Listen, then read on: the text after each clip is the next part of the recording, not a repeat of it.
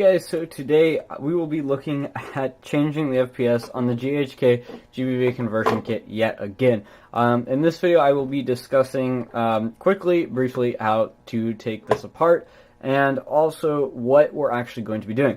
So in another video, or the first video, what I did was I essentially said change the engagement between the front of this bit and the gun. And the problem with mine is that is broken off. So what am I going to do about that? Besides, that will only get you so high up. So essentially, this will show you how to take the FPS down to basically nothing, or boost it up to very, very high. As we get into this, I will explain more about what we're doing, the parts you'll need, that sort of stuff.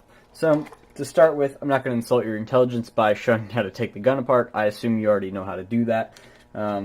This is kind of a more advanced modification, although it's not difficult. As I drop the screwdriver, go ahead and take the screws out here. If you also notice, the white part isn't an original part. That is a 3D printed nylon part because my original broke. And I didn't want to buy a new kit. There's other 3D printed parts in this as well, but they are basically the exact same thing, just printed plastic rather than whatever plastic they actually used. They're all nylon. All the white bits are nylon. Just if you're curious, some of the original, none of the parts that we're going to be messing with today are non-original. They're all original. I mean, other than my bolt broke, so at some point I'm gonna have to do something about that. But the manufacturer never got back to me on that, so go ahead and take those two halves apart. And then this is the key part that we're looking for here. So what we're going to do is we're going to take a very, very small fine screwdriver. I do apologize for bumping the camera. I am trying to work around that and keep it in shot. I'm going to go ahead and take that O-ring off. If that O-ring is dry, you might want to put some grease on it, or silicone oil rather. Then we're going to take and push out this pin. Sorry, the sun is destroying my shot here. You see this pin right here. It'll be in the same place. It might be harder to see on the original part as the original part's metal. We're essentially just going to push that out, and that's going to drop the spring. So you'll hear a click. There it goes. And we'll just pull this pin out. It should come out pretty easily. If it doesn't, then don't force it too much. You're probably doing something wrong. It should come out pretty much very easily, unless you printed this part, in which case then it's anyone's guess. Then these two pins are going to be very stuck. They're very, very difficult to get out the first time you pull this apart. This kit's been apart so many times, I should be able to just push them out by hand. Yep. But when you first get it, these two pins are going to be insanely difficult to get out. So just use the same screwdriver. These little ones for like working on like glasses usually work pretty well. Go ahead and pop that out. This is also under spring tension, so just be warned. Don't want any parts flying off. This is also modified under spring tension, so there's more tension. So essentially after that, this part just pulls out, and then the actual part that we're going to be looking at, if I can get the spring out, pull that out right there, is this spring right here. That spring that I just dumped out, which fits right inside that hole, that spring is basically the regulator for the FPS. This spring right here sits right in front of this blowback mechanism, and essentially all it does is it governs how much air is flowing into the chamber. So by increasing the strength of this spring, you essentially make this be held open longer and more gas go into the chamber. Now, thus increasing your FPS. Now, let's say you want to decrease your FPS. The original spring that comes in this kit is this guy right here. And we're lucky that this is actually about the same size as a regular bic, or our regular pin spring. So what I did anyway, to increase the FPS is I got a pin spring. It's the same length, may need to cut it down. It's kind of hard to see. And anyway, what I did was, it's a stiffer spring. It's not that much stiffer. The weight of this spring, even if it's changed even a little bit, will drastically change the FPS. So if you want a very low FPS, you could actually technically remove the spring completely. Your reliability might suffer for it, but your FPS will really, really drop. However, your recoil will go up. So what you're doing is, when you remove the spring, you're allowing this bit to slam forward and cut off airflow to the chamber, but what you're doing is essentially increasing the amount of air that is going into, or that is being forced back into the bolt carrier, and this is going to fly back a lot faster and a lot harder. Now, that being said, this also affects your rate of fire. So if you put a super heavy spring in this and not much gas is being directed back to move the bolt carrier, you are going to have a terribly slow rate of fire. Now, I've essentially tuned it to be about a little over probably 420, 430, which is about where I like it shooting with 2.5s, mind you. And what that does for me is a couple of things. That increases my FPS, but it also decreases my rate of fire, which decreases my gas, well, my effective gas consumption on full auto. It decreases the rate of fire so much that it seems like you consume less gas. I feel like I'm getting maybe 2.5 mags where I was getting 2, so it's a little iffy there, but that's only full auto. It doesn't seem to really affect the semi-auto performance too much. However, I will warn you, if you put a spring in that's too heavy, the gun will start having massive feeding issues. Same thing if you put a spring in that is too light, or completely remove it altogether, you might have feeding issues. But, you know, the stock spring that it came with, I would highly recommend not modifying it and just getting another pin spring that is the same size, stretching it out, compressing it a little bit, whatever, to change the weight of it, cutting it down, whatever you need to do, and just play with it. You might have to take the gun apart 10 times in order to get a spring that you like, but as long as you have the original spring that came in the gun, you should be fine. You can just swap it right back in. Now, again, when you're screwing around with this stuff, you have a very good chance of breaking things. The tension that the strength of spring they put in there is, you know, specifically designed in order to make this gun function the best that it possibly can.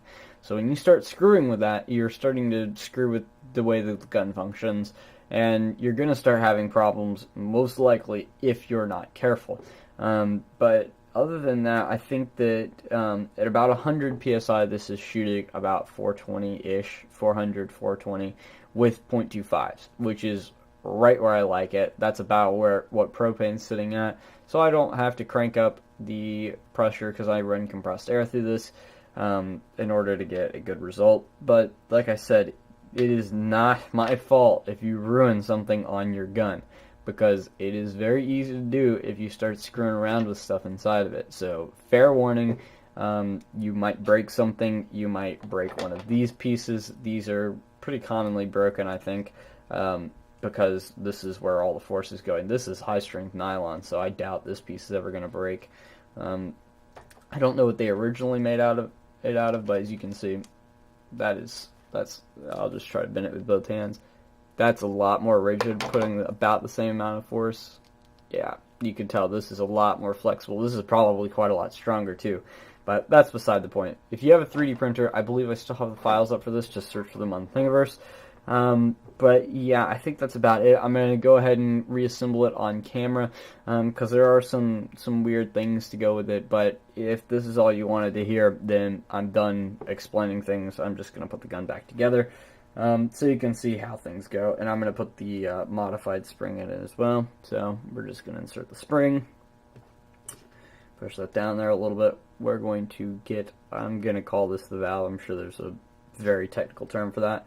We're going to push that down in there, check that it does indeed move freely, and we're going to take another screwdriver. You technically need 4 hands for this, but then we're going to stick our small screwdriver in there. Okay, it's kind of hard to see what I'm doing.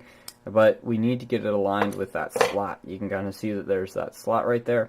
I put my screwdriver in such that I can, essentially this is acting like the pin and it's retaining the spring, and I'm going to call it a valve. I'm sure there's an official name for it. Then we're going to take a pin. I don't believe that it matters. I believe these are actually both identical. We're going to just push it in there gently. It might be very tight. I'm going to push this piece down with the screwdriver. This is the only reason why I'm recording this. Actually, I'm going to get a pair of pliers real quickly, make this easier on myself. And I'm going to push this down with the screwdriver.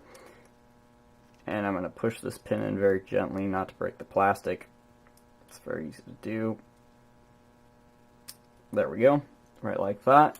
And again, the only reason I'm filming this is because this is actually really tricky. So we're going to put this back in. Just push it in hand tight. You can take your pair of pliers. Push down on it like so. And there's that bit assembled. And to check that nothing is jammed up, you can take your small screwdriver. And you should be able to push it and see that little, I'm going to call it again the valve, moving back and forth. If that does not move freely, your gun will not operate. Then also, if you didn't notice when you're taking it out, we have another spring in here. So we want to orientate the opening of that to line up with that pinhole. And this will only go in one way. There is a notch and then a little bit that's sticking off this piece. So that's the correct way, so you can see. Now if you turn it around, do it the wrong way, then as you can see it will not go in. So we'll put it in like that. We're going to get our screwdriver, and it's going to be very, very difficult to see on camera, but you'll be able to see it pretty clearly in person. Just look through that pinhole, gently push the spring down there, and you'll see the eye, or the latch where the pin goes through for the spring fall into place. And after that, you should be able to put your screwdriver in there and kind of hear the spring being captive on there. We're going to then take the other pin, do exactly like the first part, other than the fact that it's not under spring tension. Slide that down in there very gently. I'm going to take that off because it's not in spring tension. Just don't move it around too much. Just slide that pin in.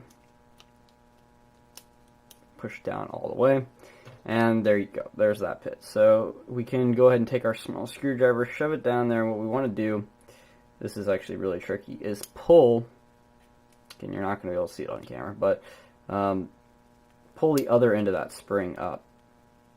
And if you didn't get that pin holding the spring captive, it'll just pop right out. Sorry, I do apologize. Trying to do this through the camera is not easy, but I've just pulled it up. You can kind of see it in there. I've caught it. That's why you need a small screwdriver. And you're gonna, I just did this in order to show you. I'm actually going to let it go. You need to do this after you've put it into this piece.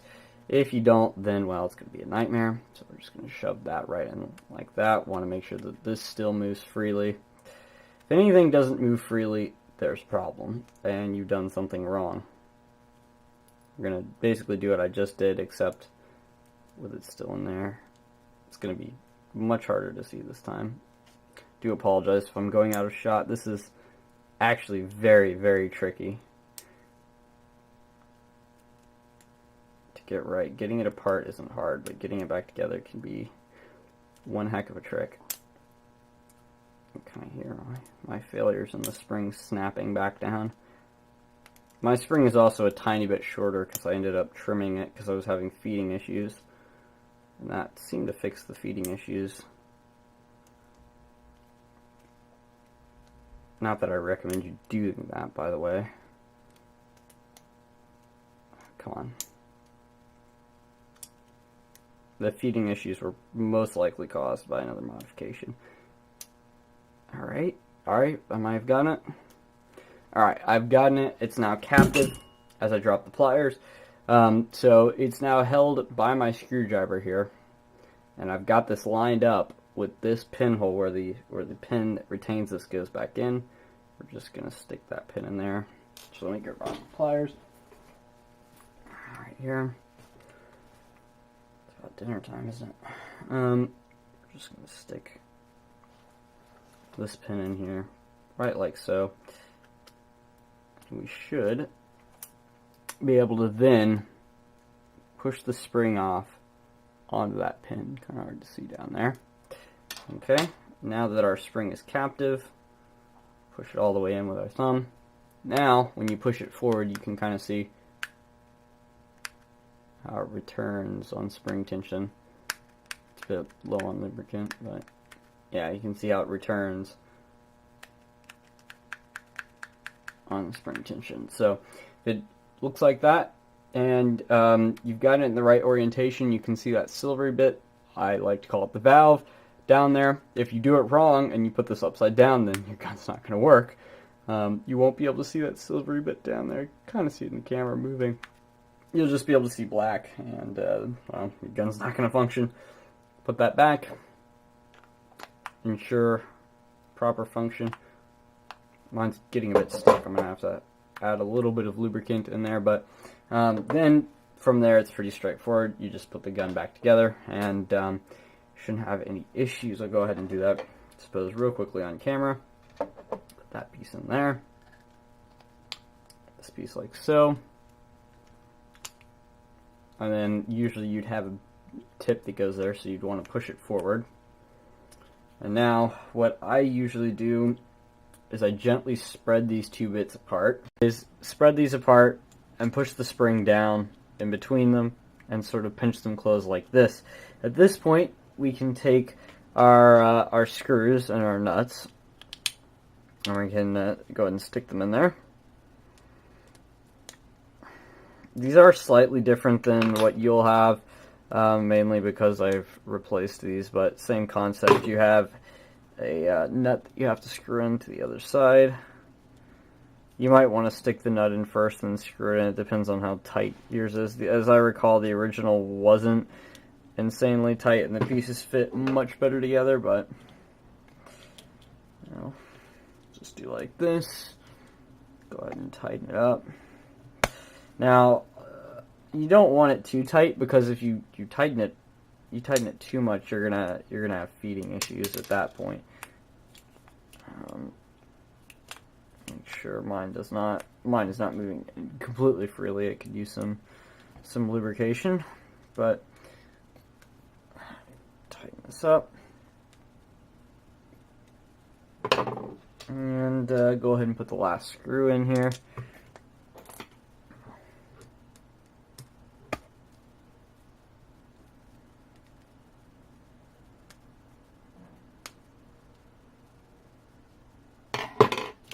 Alright, so that looks pretty good. This does go back a little bit further, but yeah. Anyway, I think that's probably about it. You'd then just put the charging handle and spring back on and put it back in your gun, and you should be set to go. And I think that's about it. So thank you guys so much for watching. I hope that you found this helpful, and a very nice day.